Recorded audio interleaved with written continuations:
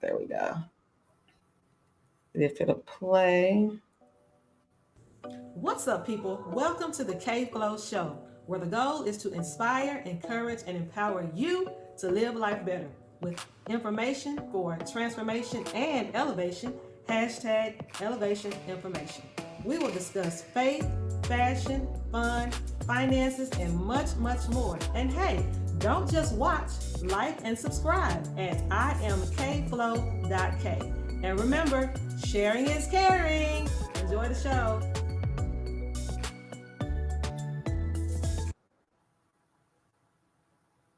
Mm-hmm. Okay, now see, that's how it goes. Can you still see it? I can see it. Yeah, so it's center screen, and then you and I have a kind of a On the shared side screen. What's up, people? Oh, there Welcome it to the is. KFLO show, where the goal is to inspire, encourage, and empower you to live life better with I love your hair information like for that. transformation Thank you. and elevation. Hashtag elevation information.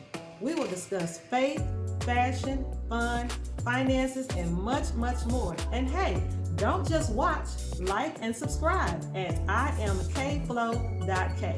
And remember, sharing is caring. Enjoy the show. There it is. All right. Now I know how to do it. Okay, good. All right, listen, welcome to KFLO Presents Kandid Kontent. Today is Saturday. I try to get on here every Saturday or at least whenever I have a guest. And so you guys, welcome to another episode, Kandid Kontent. I am ready and here today. If you guys are watching this and enjoying, please share, like, subscribe to the KFLO show. Now, y'all know how Facebook do sometimes. It cuts out and do all type of crazy stuff. So if you're watching, please go and subscribe to the YouTube channel because more than likely YouTube is always okay. So just in case, FYI, but y'all follow me on YouTube. If you need any styling advice, it's your girl K Styles You. I have a new website, kstylesyou.com, for all your styling needs. So let's get it popping. No stopping until we reach the top. Tonight, my guest is Rosalie Anderson. And Miss Anderson, if you will go ahead and tell us your social media platforms, it's Facebook, Instagram, LinkedIn, all that information. Right. So I'm on Facebook, and it's really just Rosalie Anderson on Facebook. And I'm about to start a Facebook group for the book. I don't have that set up yet. I do have a LinkedIn profile, and I think I sent those to you, but we can maybe add them to the screen. Absolutely. All right. I'll try. If not, I'll at least put them in the messages. You comment. All right, that'll work. Thank you. Okay, so let's talk about how. Well, no. First of all, let me read your bio because I want the people to know who I have on this evening. All right. Meet Rosalie, the transformative powerhouse behind zero cost weight loss with a diverse professional background that spans healthcare, coaching, and entrepreneurship. Rosalie is not your average diet book author. She's a life strategist committed to helping you reclaim control physically, emotionally, and financially. Those are all wonderful things.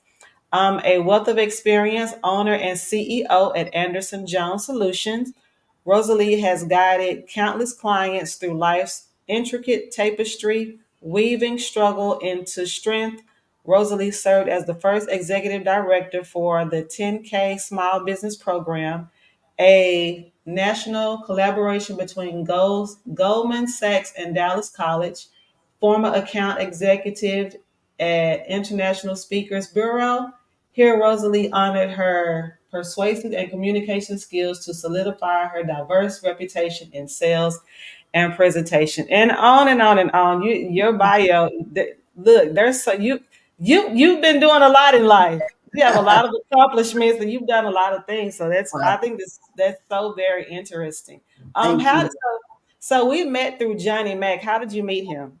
Well, it's interesting because when I moved to Dallas from California, I was living in California prior to coming to Dallas back in the 80s, and I needed a car, and I happened upon John at the Mitsubishi dealership on 67 and Polk. and he sold me my first car in Dallas. And so we ended up being fast friends, and then we ended up going to the same church. And so we just stayed in touch. And my son happens to be a Q, and so is John. And I happened to run into him over the summer, and they were having a health fair and a health walk. And so I was walking along with everyone else, and John was emceeing. And I mentioned to him that I was writing a book. I was about 3/4 of the way finished at that point. And he said, hey, you need to get in touch with me and see if I can help you get published successfully, which of course is the name of his business. So we did, and the rest is history. That is awesome. Of course, I know him from church. So did you go to DC3? You I remember that did now? for many years. Oh, really? I At did for many the years. at the new location or the one on Yes. Hampton? Yes, I went to both. I went to the new location just for a brief time, but I went to the location on Hampton for years. Oh, Yeah. awesome. I love that. Mhm. See, Yeah. my little sister, my brother from California is on. Hey, big brother. Okay, so Johnny Mac, that's how we met. And so how did you get in? Because I just want to jump right in because I know there's a lot of information we need to cover. So how did you get interested in health and wellness? And is that what you did first before entrepreneurship? It is. And I've always done more than one thing. So I'm one of those people who, even though I had a full-time job, I've always had a side hustle. I can't remember a time in my life where I wasn't doing something else. And so I always wanted my plan B to become my plan A. And so I've always done something on the side. So it's hard to distinguish between the two because it's been sort of a marriage of the two for many years. But the health Mm-hmm. and wellness piece really started in my early 20s. And my former mother-in-law had a herbal business, and I got Mm-hmm. into what herbs would do and which ones to take and what they impacted. And my daughter had probably 2 or 3 years running a bloody nose. They would call me and say, you need to come and pick her up from school. She would just be drenched in blood from a nosebleed that they just could not stop. So they packed it with all kind of gauze and cocaine packs and all of Mm-hmm. that. And it just never fixed it. So I ended up finding something called fenugreek and thyme. And I put her on it for 6 or 7 months, and she's never had another nosebleed. So I think And that it was was kind of called what? it was called fenugreek and thyme, like Okay. the actual herb thyme that you use in food, Mm-hmm. THYME, fenugreek and Mm-hmm. thyme. And I put her on that, and she has never had another nosebleed. So I thought, hey, there's a connection here between herbs and wellness. So I think the light bulb went off at that particular point. And then I got into hospice. I worked hospice for about 15 years. And off and on through that period of time, I would hear doctors come into the interdisciplinary room where we would talk about patients and what was causing their terminal illness. And almost like clockwork, they would say, we've got another trifecta.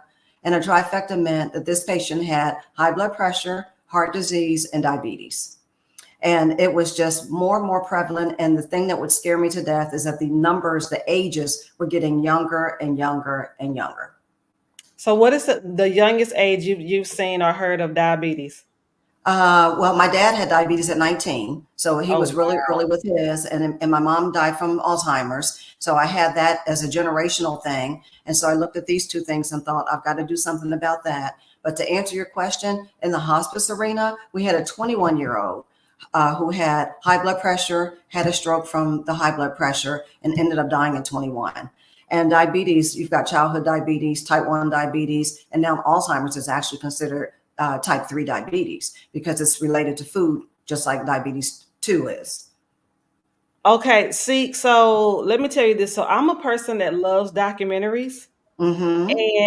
And I'll watch a documentary about anything, music, food, the education to politics. Like I just love because I just love the information. Right. There you And so go.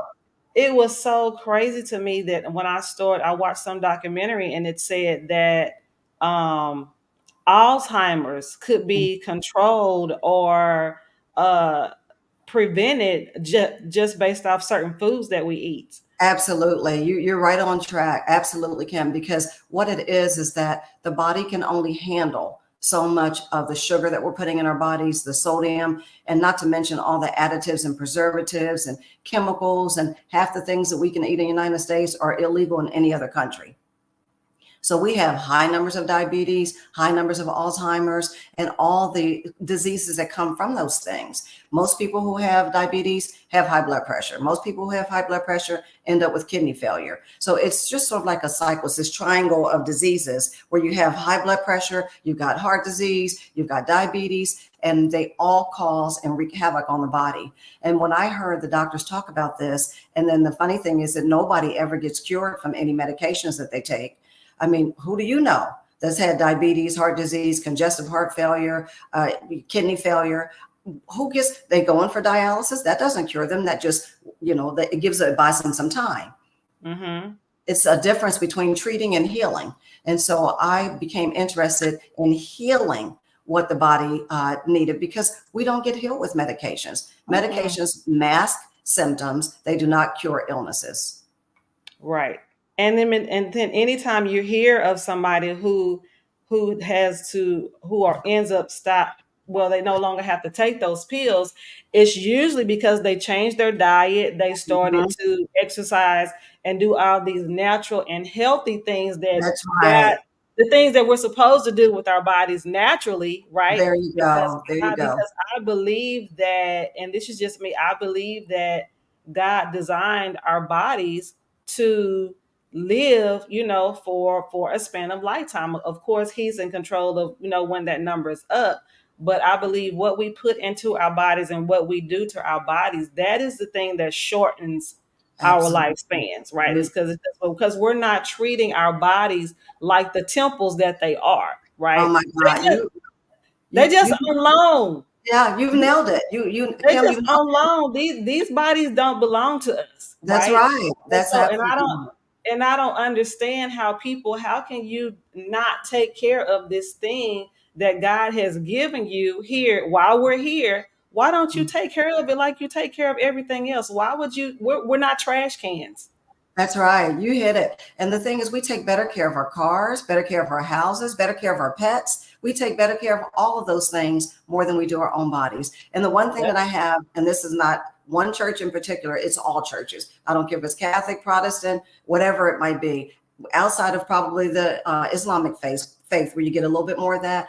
Our pastors are just as guilty as our people, because they never talk about gluttony or portion control or the types of food that we eat and what it's doing to our body, and how we're causing our own diseases and not taking care of our temple. When you stop and think of just the difference between 1970 and the 21st century, we didn't have all the additives and preservatives in foods. People ask me all the time, why is it that our parents live to 80 and 90 and 95? Well, they spent 40 years, 50 years eating whole foods, wholesome foods out of the ground, no antibiotics in chicken, no preservatives and hormones and chemicals in all the foods that they had back then. So they might not have eaten the best diets, but they didn't have layered on top of that all the toxins that are put into foods today.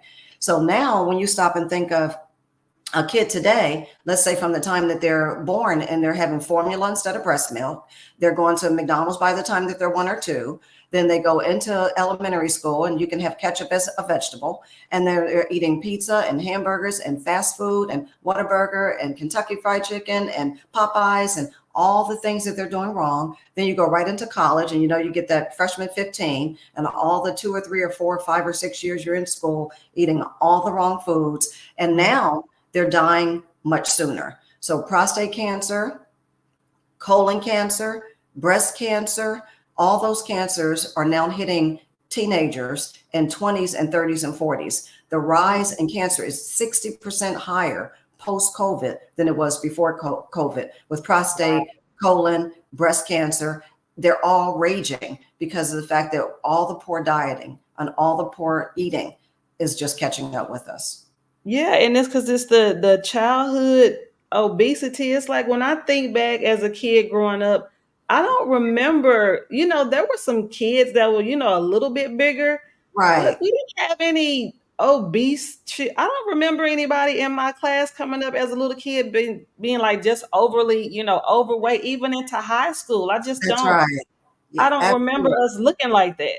And That's so right. today it's like these kids will be 12 and 13 years old. It's like, bigger than me. I'm grown. Right, that's right. And a lot of They them are are 150, huge. yeah, they're 150 pounds in second and third grade. And a lot of that is the foods. The body is absorbing all of those toxins. And what is it doing with those toxins? Where is it putting them? Is it putting them in your kidneys and in your liver? And they can't take but so much. So then you have kidney failure at 25 and at 30. And at the end of the day, the body just can't handle it. But they took PE out of school.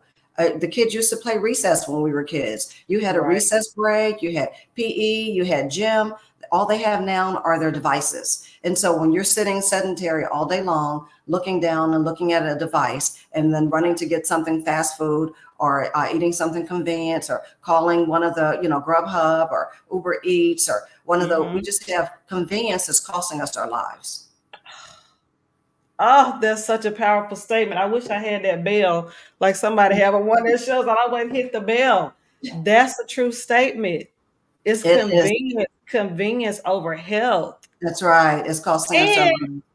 and not to mention, not that it's not only affecting our health, it's affecting not mine, but their pocketbooks.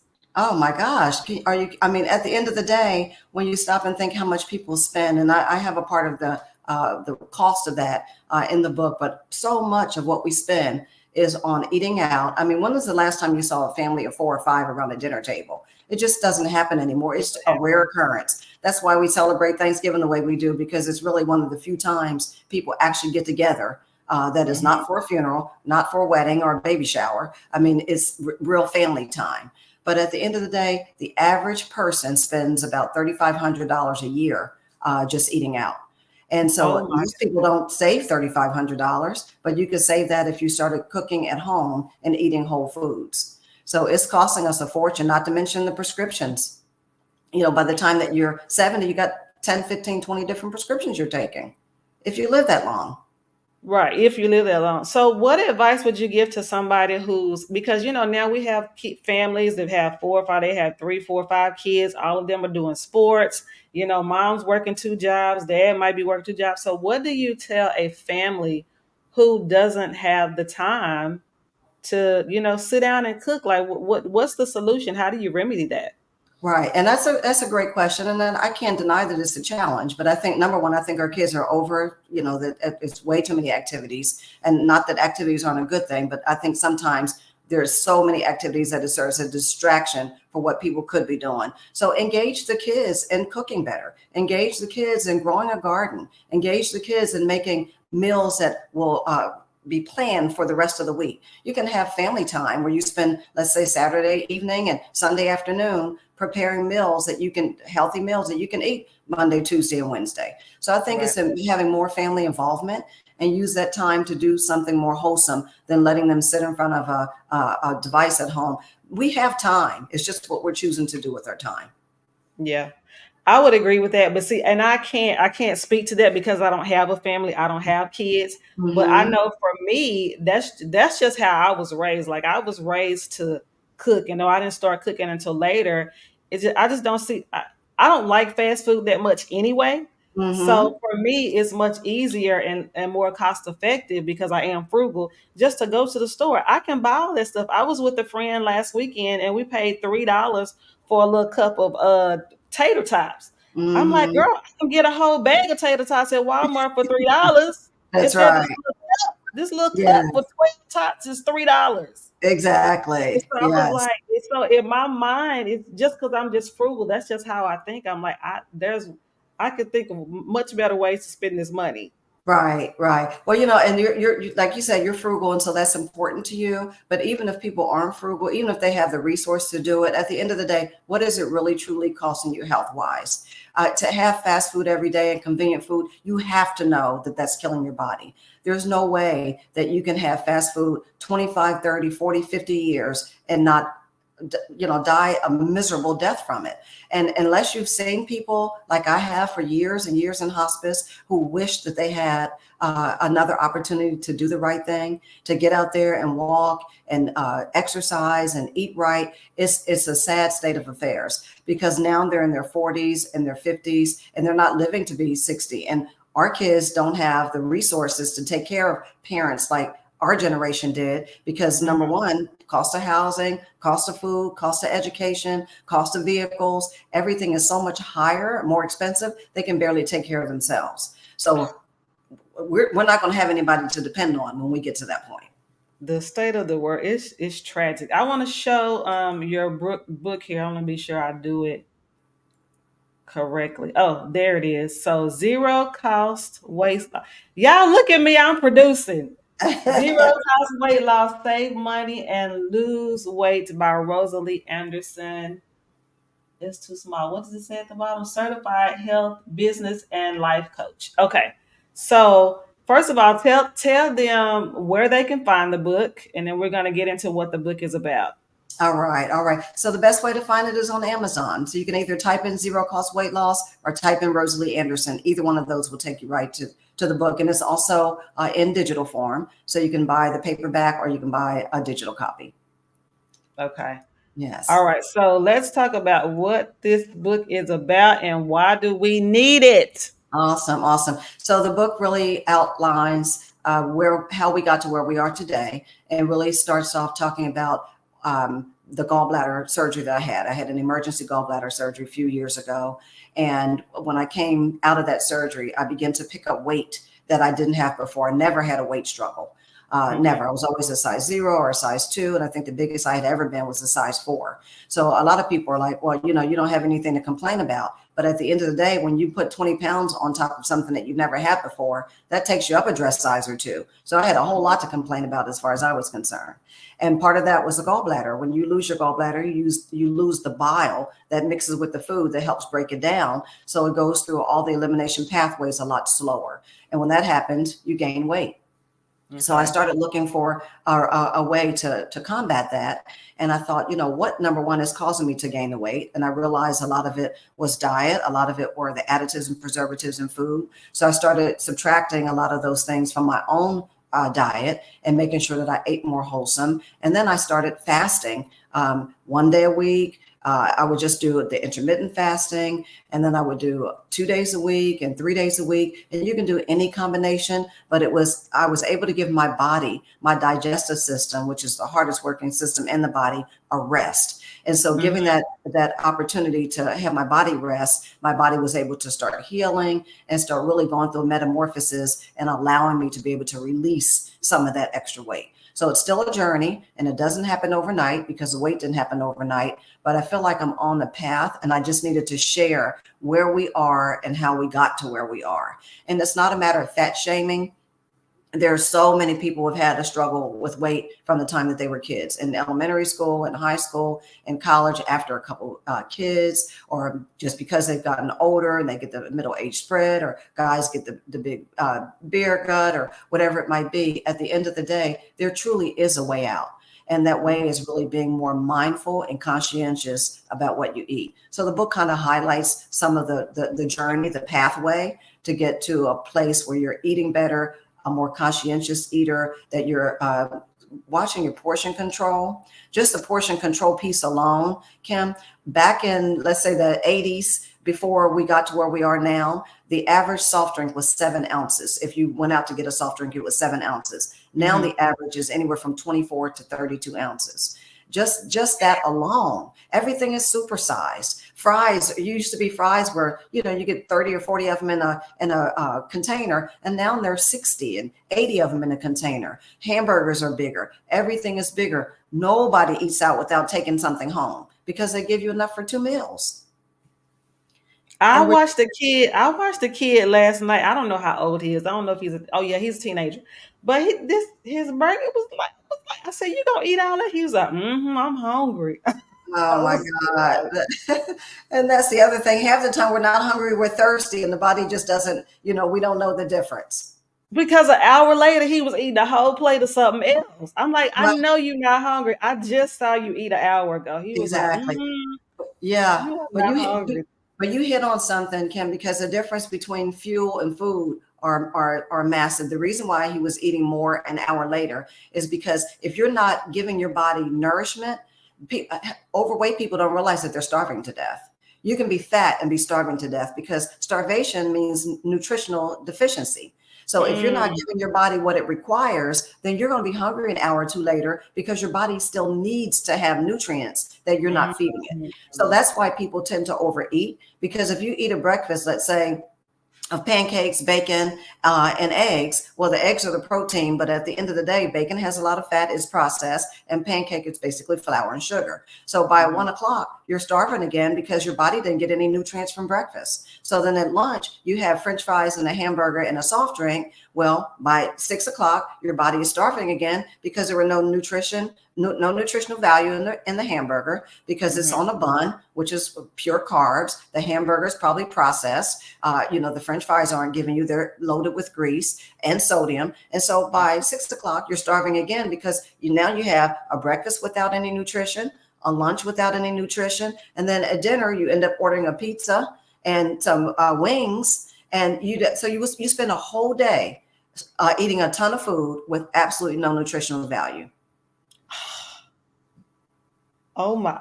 I love how you just broke that all the way down. Honey, if y'all didn't understand it, you're just not paying attention, because there's no way to not understand that. Yes. There's no way. Right. And not to mention how long it's going to take your body to digest things that it's not familiar with. When you put foreign substances in the body is like, where does that go? What do I do with this? It Mhm. doesn't have any idea what to do with it. So what does it do? It stores all the additives, all the preservatives, and all the chemicals in your fat cells. That's where additives and preservatives are stored. So when it's stored there, the body has one job, and it's to keep you living.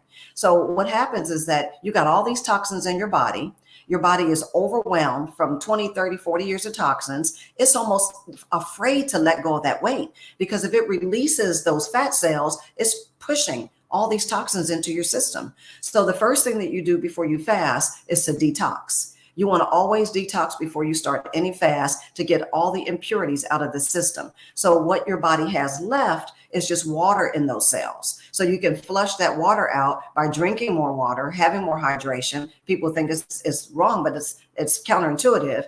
You absolutely need to drink and flush all those toxins out. When you start fasting, what happens is that the body starts taking from the fat cells because it doesn't have any food coming in. So the body Mhm. says to itself, okay, Kim hasn't fed me in a day. She's got some fat in her thighs that I need to go and grab. And she's got some fat on her back I need to go and grab. She's got some fat on her arms that I need to go and grab. I'm gonna go ahead and grab those because she's not feeding me anything and I'm not gonna starve to death. So let me start pulling something out of those fat cells. And it begins to flush all the fat out of the body. If you do that on a continuous basis, it doesn't have to be every day, twice a week, 3 times a week, or Monday, Wednesday, and Friday, and go ahead and eat Tuesday, Thursday, Saturday, and Sunday. But if you just give your body a chance to say, hey, she's not putting anything in here, I need to go and rescue something from somewhere else in order to get nutrition, then that's what your body is going to do. That's the conversation I was having with someone, because it didn't make logical sense to me when somebody said, "Well, I don't eat a lot," and then somebody explained to me what you just said, basically that you can still be overweight even if you don't eat a lot, because your body is gonna go and do what it needs to do to survive. So Absolutely. even if you're not eating a well balanced meal, your body's gonna find some food somewhere. That's right. It is. I mean, because it's self-preservation is the first law of nature. So your body Hmm. is smarter than we give it credit for, and it's going to find a Hmm. way to survive until it can. So it will get to a point where it will break down on you, and that's when you have kidney failure, end-stage renal failure. That's when you have the heart attack. That's when you have the stroke. It will get to a point where it's like pouring water over a rock. At some point, it just simply can't take it.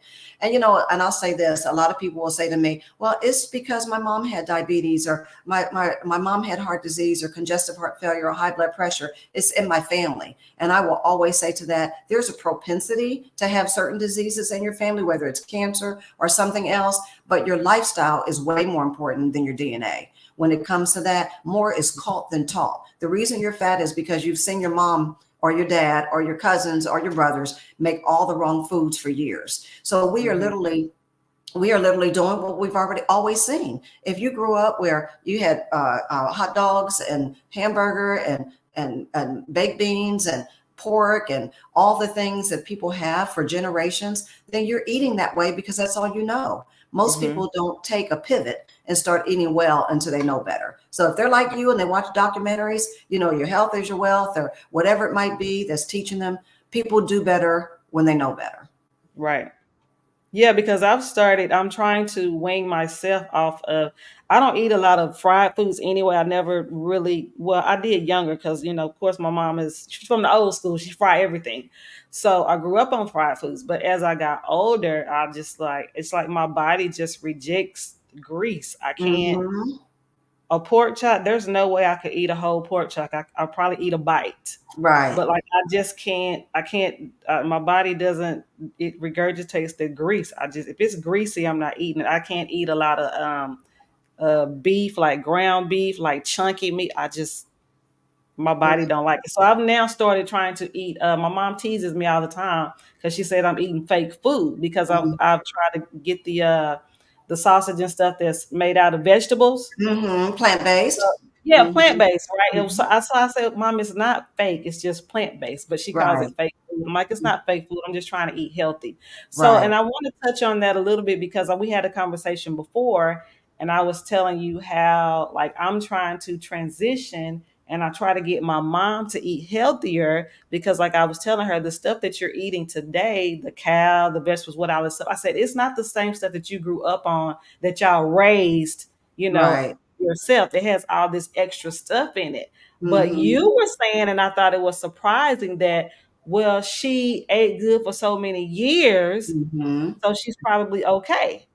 Right. Well, now, and just to make sure that we're clear on that, what it is that when let's just say you said your mom is in her 80s, right? Yeah, she's 86. Okay, so let's just say the fast food industry came onto the scene in the early 70s. In 71, 72, White Castle was the first fast food place. And so that was in the early 70s. Let's say your mom is in her, she's 86 now. Well, she may not have had food that was injected with chemicals and preservatives and all the things that are in food today for 50 of those years. And so Mm-hmm. she has a foundation of 50 years, even though it may not have been the best food, it wasn't processed food. It wasn't Mm-hmm. GMO. There wasn't polypropylenes in it. There wasn't all the stuff, the toxins that are filled in everything that we eat today. So she had 50 years of relatively healthy food. Well, when Mm-hmm. you add 30 years of that, of her doing the wrong thing or not eating as well as she could because now everything is filled with toxins, she still has a 50-year head start. So Mm-hmm. she might live to be 96, 97, or 100. But you take somebody today where all they've had is bad food from day one to now, they don't have a track to run on because from the time that they were at their sitting on their mother's lap with a bottle, a formula, all the way up until the time that they're 50, they've had bad food. So your mom had a 50-year head start. So you see these people living into their 80s and their 90s, and you look at them and you go, hey, my mom lived to be 80 or 90 or 95 or even Mm-hmm. 100. Well, you know what? That's not going to be your story. And the reason why it's not going to be your story is because you had 50 or 60 years of nothing but junk. Right. And you can't survive that way. Your mom just had a 50-year head start. And so they lived to be 85, 90. Her body had a lot of good quality health, nutrition that she's able to hold on to because it laid the foundation for her to have a long life. Well, we can't say that if you're eating food from the kindergartens today, most of them will not live past 40. And it's just a fact, they won't. It's really sad. I really hate it, and I hate it for our culture.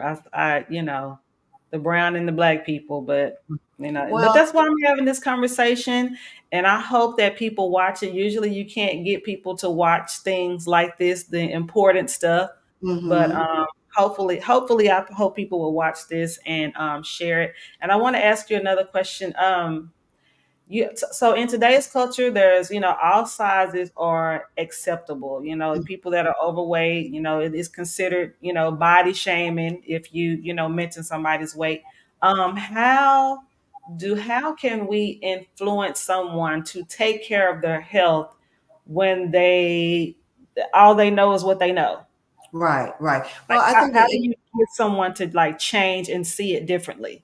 Yeah, and that's a great question, but I really think it comes down to a choice. I think typically it's something catastrophic. Most of the times people will either lose a loved one, or either they'll get sick themselves, or they're tired of being on their medication, or they're 40 and they're on 9 medications, or they continue to get their blood pressure medicine increased or changed. They don't see any benefit or any effect from it. They don't feel well. They're sluggish. They've got brain fog. So a lot of times it will take something like that to make people just change. Oftentimes people do not change unless something happens to trigger a change. So that's one thing. The other thing is it's really not about body shaming, but what it is these days is that fat is so acceptable. Like you said, you see kids that are way overweight at 10 and 12 and 5 and 7.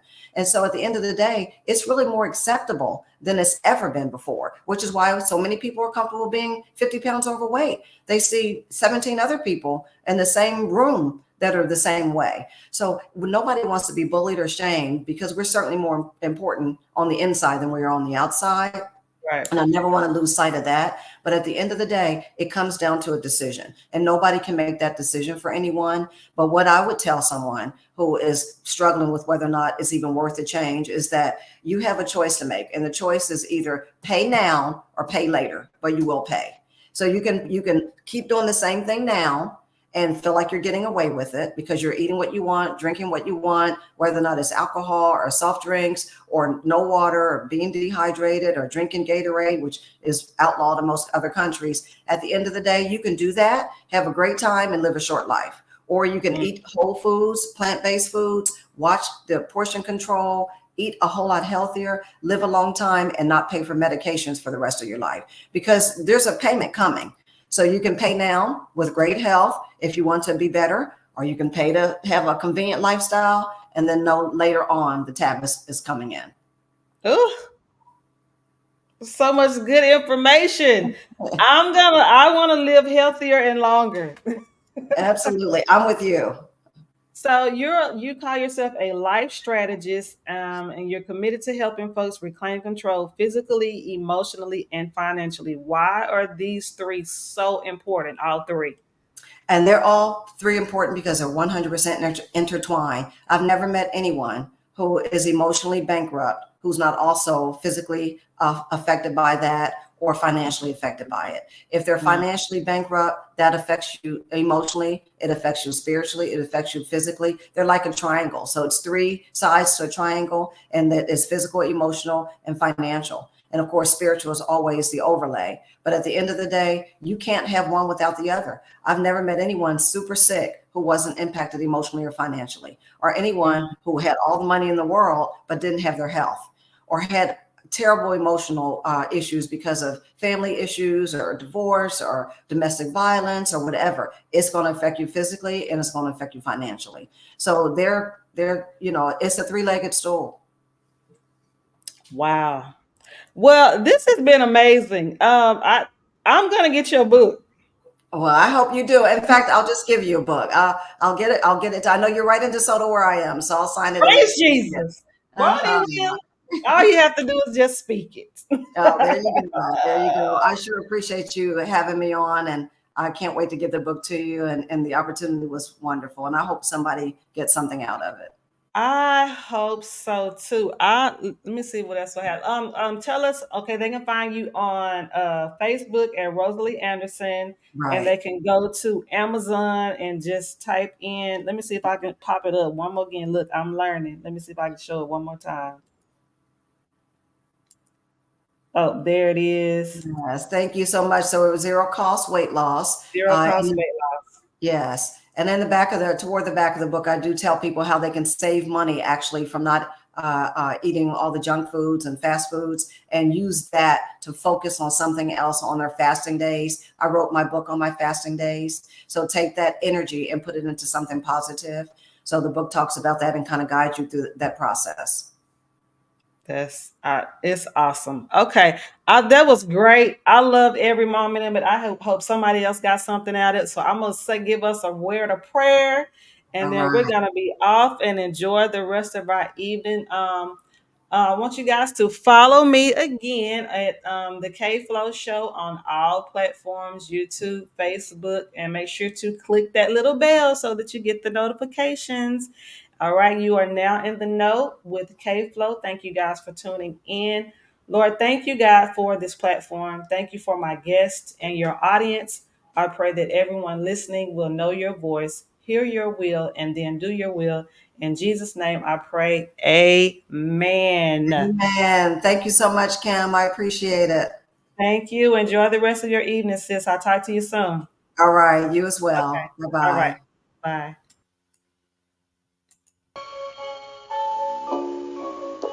It's the KFLO Show, the one and only. It's the KFLO Show, so get to know me. The KFLO Show got favor on me. All these gifts and talents running through me, yep. Get in the know with KFLO. Subscribe to the KFLO Show on YouTube to watch live and catch up on shows you missed.